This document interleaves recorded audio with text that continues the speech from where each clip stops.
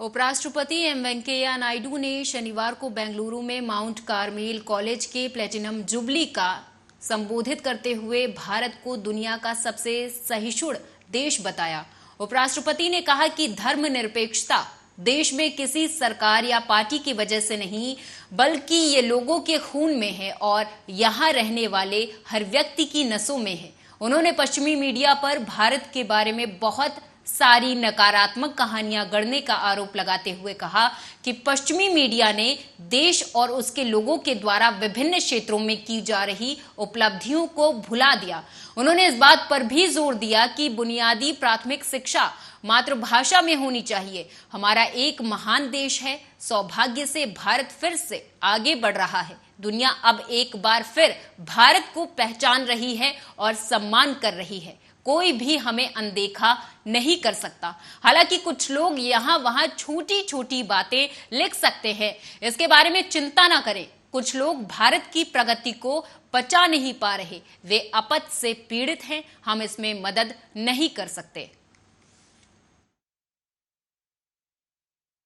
दिल्ली में निगम वार्ड के परिसीमन के लिए केंद्रीय गृह मंत्रालय ने 3 सदस्यीय समिति का गठन किया। दिल्ली नगर निगम ने खुद इसकी जानकारी दी। इस समिति के चेयरमैन स्टेट इलेक्शन कमिश्नर विजय देव होंगे। वहीं ministry of housing and urban affairs के ज्वाइंट सेक्रेटरी पंकज सिंह और म्यूनिसिपल कॉर्पोरेशन ऑफ दिल्ली के अतिरिक्त आयुक्त रणधीर सहाय को सदस्य बनाया गया है।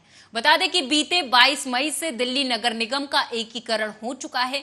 एकीकृत नगर निगम में अब 272 की जगह सिर्फ 250 सीटें होंगी। इसलिए अब नए तरीके से परिसीमन होगा। उसके बाद लोगों से आपत्ति मांगे जाएंगे और फिर सीटों का निर्धारण किया जाएगा। वहीं आरक्षित सीटों के बारे में स्थिति साफ हो जाएगी।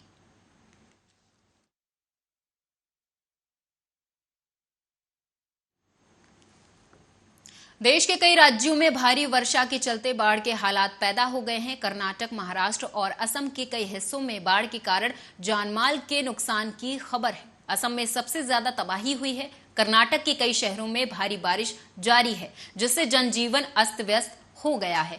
कलबुर्गी, बेलगावी और बीदर जिलों में रविवार के लिए भी मौसम विभाग द्वारा येलो रेड अलर्ट जारी किया है। कलबुर्गी में शनिवार को स्कूलों और कॉलेजों में छुट्टी की घोषणा कर दी गई है। उत्तर कन्नड़ जिले की काली नदी में जल स्तर 3 फीट बढ़ गया है। कावेरी नदी के किनारे रहने वाले लोगों को सतर्क कर दिया गया है। राज्य की वर्धा, कुमुदवती, तुंगभद्रा नदियां भी उफान पर हैं। उत्तर कन्नड़ जिले में सरवती, काली, अधनाशिनी और गंगावली नदियां खतरनाक स्तर पर पहुंच गई हैं। राज्य में अब तक भारी बारिश ने 12 मौतें को अंजाम दिया है। तो वहीं महाराष्ट्र के ठाणे जिले में भिवंडी तालुका में बाढ़ में 2 लोग बह गए। असम में बाढ़ की भारी तबाही से अब तक 190 लोगों की मौत हो चुकी है।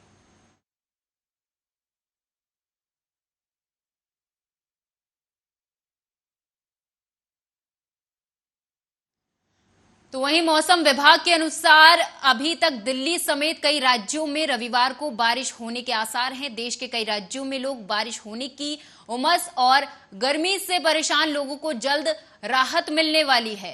दिल्ली में आज बारिश हो सकती है। आकाश में बादल छाए हुए हैं। उत्तर प्रदेश के कई जिलों में भी मौसम का मिजाज बदलने लगा है।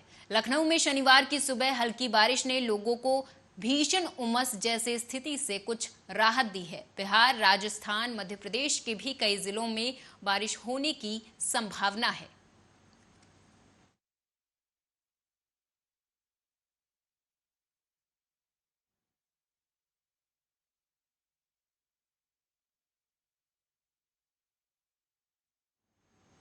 और मेरे साथ इस बुलेटिन में फिलहाल इतना ही। आप देखते रहिए आर्या न्यूज। नमस्कार।